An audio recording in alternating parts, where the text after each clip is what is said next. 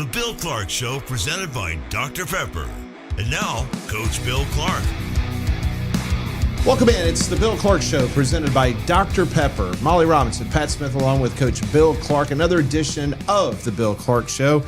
Coach, as we sit here, spring practice in the books for all the major schools throughout Alabama. You know, and I jotted down some things that over the course of the last 3 or 4 weeks, we've kind of used you and said, hey, kind of give us some details about spring practice, because there are some misconceptions about spring practice.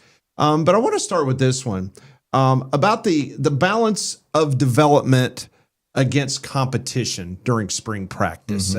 How do you balance those two items in a spring? Yeah, you know, for me, it was competition. You know, every way we could compete, because what I knew was the guy on the other side, from where we had based him in the depth chart, should be the equivalent to the other guy. So every time we created competition against another guy on the other side, he was getting coached at his best and expecting to be at that level.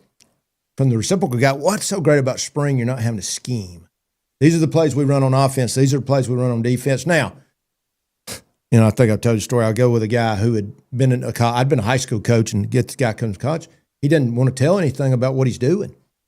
And granted, we're a national team. I mean, it's college football, and I meet this guy, and I'm like, I mean, I've been to every practice you can go to, and he was trying to be secretive. We can't get any better. Yeah. You know, you're coming out and just imagine a guard and tackle on the backside of a formation, everybody else to the other side of the ball, and you're running the ball right there. I mean, that's a funky formation. Now, I can adjust to it, you know, I mean, and you learn we got to be able to handle anything. Sure. You know, and so I would always say, you're going to tell them, they're going to tell you, there's not going to be any scripting. And there's never going to be somebody going, oh, the ball's coming over here. You know, that's insane, right? Yeah. But to have watched people wanting to win. And so that's where the head coach comes in and say, this is not about who's winning. Even though if the offense dominated a scrimmage, you know, we talked about that. Probably the next scrimmage the defense might dominate because they've been chewed. Yeah. But the understanding how to organize a practice where the offense and the defensive coaches get together, and we call it marrying up. You know, you run in cover 2 here, you run in cover 3 or whatever. These are, you know, so that's what a good staff looks like, and that all starts with a head coach who understands we need to work together for the betterment of everybody. But the development, we're developing as we go. Yeah. You know, everything is about development. Everything is about getting better.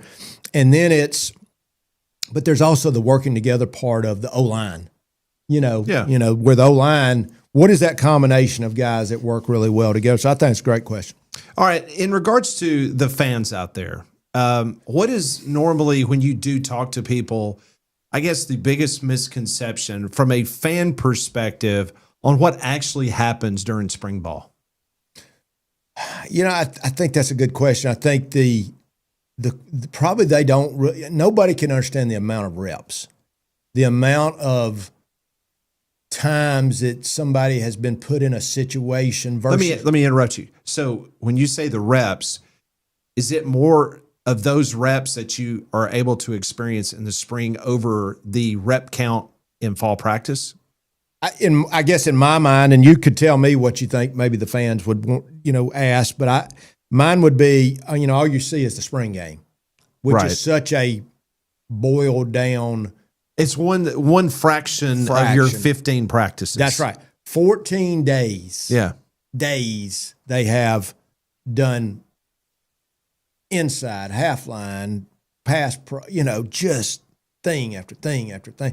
So to get to this point that is a watered down version there's just so much that's going on, you know, and I had these guys I'm talking to yesterday, and one of them was a football coach, and he's just like, you know, oh my God, you know, every year with the technology and the video, and you know, I was given the history of, and I know we've talked about so many things on our show, but just like when they started letting people grab people on offense, right? Used to these big, massive guys. Now, one, they did not have the footwork that we developed with speed work and stuff. So you get this big, massive guy, and because he couldn't hold, he couldn't play. Guy just run around him. And then all of a sudden they started letting him grab. Well, shoot, why not just get the biggest human beings I can get? What'd you then have to do on the other side of the ball? You then had to go get the biggest human on the other side of the ball. Now we started getting these guys out, and we said, well, shoot, what if his feet get better? What if we start teaching him how to bend? Right. Then you get these massive athletes who can move, and that's where we are today. But understanding how to practice, and the great ones understand just what I said yesterday. It's this organization that the logistics is so important to that. It's really no way to know it if you hadn't been involved. In regards to the spring period, is it more about install, or is it about evaluation, or you're trying to balance the two because you still have to make out that depth chart on what you need to do schematically? Yeah, it's first development, who they are, second install. Okay. But you got to install. You're getting these things in, but you are to see who can do it. That's the first development, and seeing the guys who can do what we're doing within our scheme. Now, there's always going to be things like you went and visited whoever, you studied these teams, and you've added, and so you're like, oh my gosh, man, this was great. Yeah. But in today's world, you can go back and so give me all the max zone blitzes, the zero blitzes. Give me all the cover one blitzes. Give me all the simulated pressure blitzes. It pulls it up, so you can go study, you can go look, you can go plus, minus. So the analytics of the scheme also can be seen. And that's the things you're asking post-spring. That's when you start looking at some of that too. Historically speaking, let's just take your teams, for example. Was there one position group to seem like almost every year there was more of a battle for that depth chart, so to speak? Or did it kind of, depending on who you had graduating, attrition, injuries, something like that? Or was there one specific group that always seemed to be, gosh, I'm always having to go after an offensive lineman or a defensive lineman, something like that? My standard story, and guys will say, and I got this from Phil Fulmer. One of my coaches been with Phil Fulmer, is like, when you go out recruiting, bring back 2 D-line names because they're so valuable. And I was like, man, that's the best thing I've ever heard. Yeah. Wow. Because we can find these other guys. There's skill guys all over. But D-line is like the holy grail, finding D-line guys. We were very blessed at UAB. We ended up with a bunch of really good front guys. Not too shabby on defense. No, not too shabby. O-line was always the place that I always felt like we were looking, because even if you had a good 5, you needed 6. Yeah. You need 7. Or, somebody fell into a knee. So O-lineman with depth, because the big guys got snatched up, pretty quickly. Yeah. So the O-line for me was that group. Yeah, and of course, who's not always looking for the great quarterback, but that was the group. Back in the day, you as a coach had to deal with maybe early enrollees, maybe a JUCO guy coming in. Change now. When you talk to coaches trying to bring guys in fresh out of the portal. Yeah. And you've got 15 practices during this spring period, how difficult is it now to try to get them involved, get them to obviously get acclimated to a system, and on top of that, hopefully be a leader and a good teammate? Yeah, it's everything. And the people that do it the best are the ones that's going to be successful. Now, it's a long season, so it's that development. That's why we on this show talk so much about practice and practicing the practice and having a staff that understands what that looks. I mean, if you got a staff, big turnover, now, and some turnover is not all bad. You got fresh ideas, Coach, I'm not telling you anything, but one thing we did, because be like, all right, give me one thing. What's the best thing y'all did? Especially when they've been successful. Yeah. And I think that's always a good thing. But those coaches teaching these players, I think there's obviously got a big sense of relief, even though I've heard it, but it would make sense. I'm not worried about somebody stealing. At least we got a chance to go. Spring's over. We're going to go recruit. Now we're going to work on, we got these OTAs coming up. So once again, spring is for physicality because we can do all the walkthroughs and all the run-throughs, but it's not pads on. Well, what a relief it is now for these coaches that you talk to that you can have a spring and you do not have that concern in the back of your head that you've pissed off a kid or a kid is being tampered with. Right. And he's going in the portal in 2 weeks. Yeah, we had no chance with that. We had no chance. Now, you know, from listening to some FCS talk now recently, there's some things in there with that still need to be corrected on guys that, you know, you've designated some players, and there's, I think in the lower ranks, I don't know if they thought about some of these things, which is not shocking with the NCAA, right? But not at all. I think that at least was a move to the good when we've had so many moves to the bad recently. One thing that you don't have to worry about, and that's your banking, and that comes with Smart Bank. Yeah, you know, we say it every week, but just the people at Smart Bank, you know, it's we're not a big bank, but all the amenities you need, but the people are terrific. You know, Lee Smith, Robert Moore, all those guys over there. You got personal banking over there. You got all your needs are met at Smart Bank.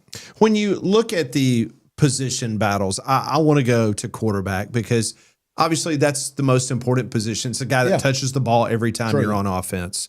So specifically speaking, was there anything in particular you as the head coach were looking for from that quarterback during spring drills? Yeah, I think one, you always start with how he takes care of the ball.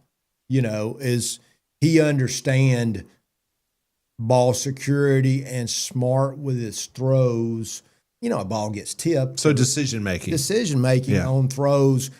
You know, and I was watching a team recently, you know, close by here, you know, and I was like, man, that guy's talented, but he just turns it over almost like you don't care, you know, and I'm like, coaching or taught, it doesn't matter, you know, but what does he do? And so I think those guys that understand, now it's our job where he's not scared to death. Right. But, you know, I'm throwing an out route and the ball is outside. It's not left inside. You know, now we teach that, but does he understand that? Does he know? Because turnovers is what beats us. You know, so ball secure. But does he make plays? How does he handle pressure, as we talked about earlier? How does he handle pressure? How does he communicate?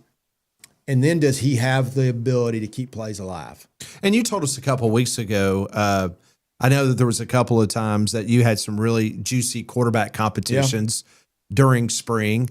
And obviously having that competition probably allowed you guys a better opportunity to kind of a window of looking to what you potentially had in the fall. Yeah. And I think the ability to go, all right, you're with the twos today, you're with the ones, you're with the one, you know, and I think getting to see them in their situation, I think every one of us want to say, man, this guy is so great. This guy's good. You know, that's what you want. This guy's good. This guy's unbelievable. Did you ever do it from I know you would throw things at them in practice. Yeah.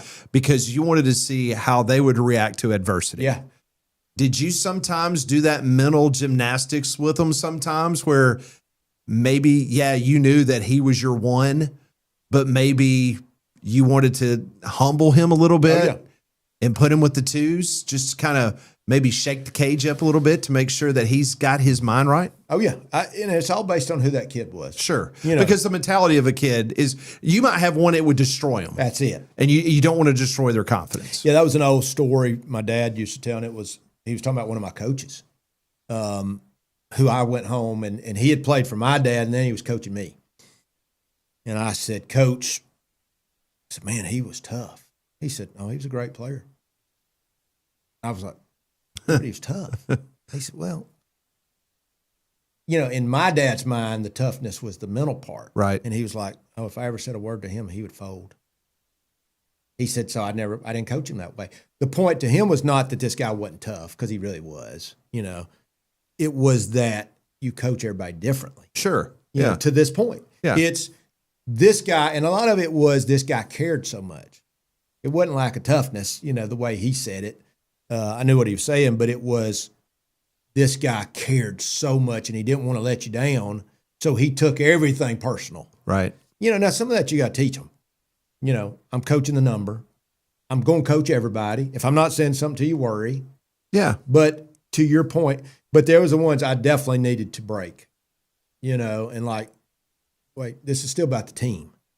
So as long as you stay, like I said, confidence without arrogance, humility, but that position, he's got to have a little bit of the it. Yeah. He's got to have a little bit of the Arrogance. He's got to have a little bit of that because it's such a tough position. And if you don't, it'll break you. Right. So you don't want to take that from him. And that's why you didn't. I wanted to coach that guy some just so, and I'd always tell him, man, this is for you. I want everybody to see that I coach you too. But at the same time, I was not going to destroy him unless it was stupid ball security, Yeah. or something that's happening over and over. And then, How much of it was if you saw a situation, let's just spring ball, okay, not fall. Maybe you did the same in fall as you did in the spring, but I'm just talking about spring. How many times did you and the position coach of that particular player, let's say a player not having a good day, kind of screwed up, and the psychological makeup of this individual, whether you can coach him hard or you need to take it easy. How many times did you play bad cop, good cop with whether you were the good cop or bad cop and the position coach had the role of the opposite, whatever you were doing in practice? Did you have to do that a lot? Oh, yeah. Yeah. And I always said, once again, we're all sitting out here, and I always, my guys, give me your eyes, but practice is over and I'm looking for disgruntled.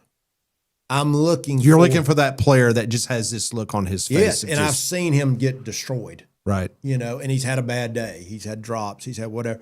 Now, that position coach is going to pick him up before it's over because that's what I've told him to do. Sure. But not to the point of you didn't have a bad day. Right. It's like, hey, there is tomorrow. But you just that's what you're looking for, though. What is those things? And to the good cop, bad cop, a lot of times it was, if I'm bringing him in for X, you pick up the pieces, especially if we're having to get a arrogant situation. A lot of those two were maybe other things. Maybe it's academics. Maybe it's things like that he's going to need this when I get through with him. Sure. Got to love on them. Got to love on him. Like you do your own kids. Yeah, and it's like we always say, it always starts from love. Yeah. We care enough about you to not do this. And I think that's the point of a program that has accountability.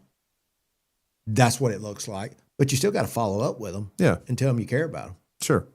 Well, one business and great sponsor of the show that we care a lot about, and they care about the customer, and that is Webb Concrete Building Supplies. Yeah, I think the good thing, obviously, our economy, is always a question of where are we. I think it's, hopefully solid but getting better. But, to have the ability to have all of the building supplies, whether it's commercial or home, all that you need, 8 different locations around the area, Webb Concrete Building Supplies do a great job. Well, I have been to your practices in spring and in fall, and I'll just be completely honest with you. I always am with you. I never could tell the difference because the intensity and the physicality from the spring and the fall were the same to me. Yeah. And when you talk to people on the radio every day, sometimes they have the belief that spring is kind of like, hey, we're just going to roll the balls out there. Yeah. It's 15 practices of just whatever. But I remember going to Bill Clark practices on the South Side. Yeah. And I thought you guys were getting ready for Marshall the next week. That's right. So tell us about, in your mind, your physicality from a spring and the fall. Was my eyes deceiving me, or was that the way Bill Clark practices were? They were. And now we led that way up until the season started. And then there was less days like that. Sure. I think that is the, you're talking about art. How can we practice with thud, whatever you want to call that? Just the balance. The balance of physicality, yet staying. I said that over and over. Now, what happens, like where I was at yesterday, great athletes can stay off the ground. And even when and I'm listening to this old lineman, I'm looking at this 6'6", 300-pound kid, I was a tight end. And now he's this, or, those tight ends that were quarterbacks. Right. but great athletes can stay off the ground. And we got big, great athletes. So, and as I got maybe a lesser athlete, you know, he was big, but he didn't have as good a feet. Yeah. Constantly, how can we be physical, be safe? How can we be physical and stay off the ground, which leads to safety? Because that's where you get people hurt, when these big bodies start getting the ground, getting in people's legs. So that was the art of keeping that. But we tried to keep that physicality throughout, you know, and I said that was one of the big points of pride for me when I'd have, you know, coaches that I admired say, y'all are the only tough team in this league, or y'all are the toughest team in this league, or, I mean, that's because that's something we could control. Sure. It's like effort. How hard we play, how tough we are, how smart we are. That was all controllable things.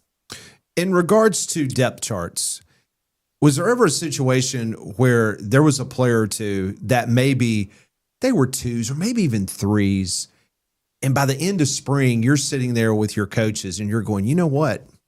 That Landrum Roberts kid, Yeah. he's really showed me a lot, and his progression. Was there ever a case, not looking for names, but more so than not, kids that would find themselves in a much, much improved position on your depth chart than they did when the spring first started? Absolutely. I mean, you know, we had a standard thing. Dwan Walker, who was with me for years, the depth chart changes every day. Now, did it not? Maybe not. But it's like I always said, we talked and preached the things that I wanted them to know. Oh, wait, I've heard that. Yeah. Don't be shocked when the depth chart changes. You know why? That's what competition looks like. And so don't be sad. Well, I mean, you want to be sad, but don't be surprised when you're a 1 yesterday and you're a 2 today. That's what it looks like if we got a lot of players that can compete. And, hey, he had a better day yesterday. He goes in front of you. That's why that mentality of a competition mentality, once again, you're going to get knocked down in life. You're going to get knocked down on the field. What's the only sin? Not getting up. Yeah. This is going to be a philosophical type question. Mm-hmm. But was there ever something that you could find out from a kid in the spring that you could not find out about them during the season? Yeah, I think so. I think from a physicality standpoint, even as we were physical in the summer, it's different. You know, spring, because I know they're off the next day. I mean, I think that, you know, the ability to know. So you can push them a little harder because you got the off day. That's it. You got the off day. And then come Tuesday, now you had the hard scrimmage on Saturday, but you got 2 full days off prior to. Or maybe you had the spring break week off, you know. So just knowing they were going to be fresher, to give more effort, and I could really see who they were.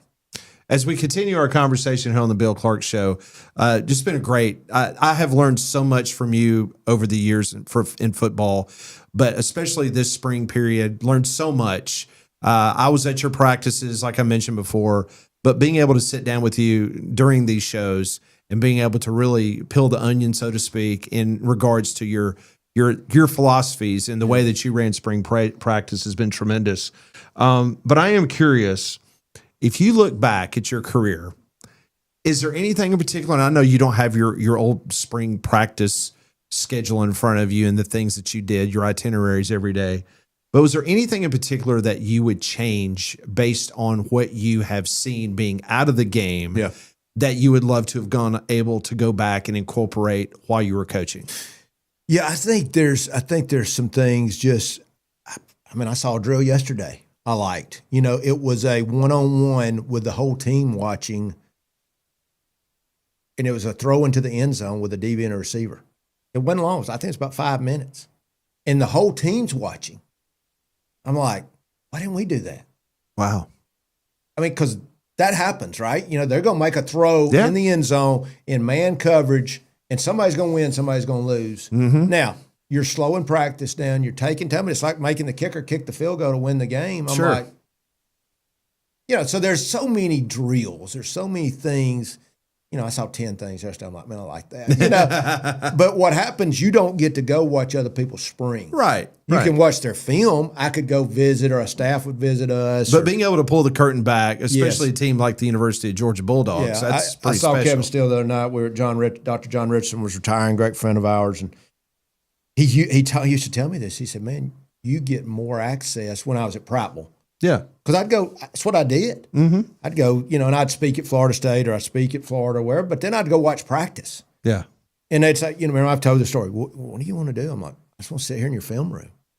I want to watch your practice. So I had so much knowledge going in because I'd been at Everybody Spring in the SEC. Almost, drills, setup, and we'd just take it right back to Prattville. Yeah. Because I had 120 players, So things that just new ideas, always trying to do better. I mean, there's always, y'all, that's my walk. I'm like, all right, if we'd have just done this better. Yeah. If we just done this a little bit better.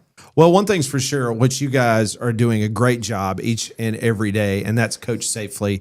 You guys were over in Georgia just a couple weeks ago, and you got some great news, I think, that's coming in the state of Louisiana. Kind of give us an update on what's going on. Yeah, so, here we are in Alabama with the law, and I say this all the time. It is the law to take, our course. It does not cost you in the state of Alabama. It's paid for by our state. You just got to go online, which is now going to be an app. You'll go online, get the app, which is going to be on your phone. It's going to start out with a course. We're going to add video to that, where you're going to have coaches from around the country, 5 minutes of arm care or how to put on a helmet or all those things. And then we got an AI piece coming. Moving, though, to these other states, right? Georgia's got a resolution. Hopefully we're going to get that. We got the Park and Rec in Georgia as a partnership, just like we do in Alabama. Had really good news last week. Our law passed through the Senate. The Coach Safely Act passed through the Senate in Louisiana. Tremendously. Yeah, and now, get this thing voted on. Let's get this thing turned into law, and then we go to these other states, and hopefully next thing you know, we're around the country. Once again, safety so they will play. That is awesome. That is Coach Bill Clark. Thanks for tuning us in each and every week. For Molly Robinson, I'm Pat Smith. That's Coach Bill Clark. We'll see you next time on The Bill Clark Show, presented by Buffalo Rock, Dr. Pepper.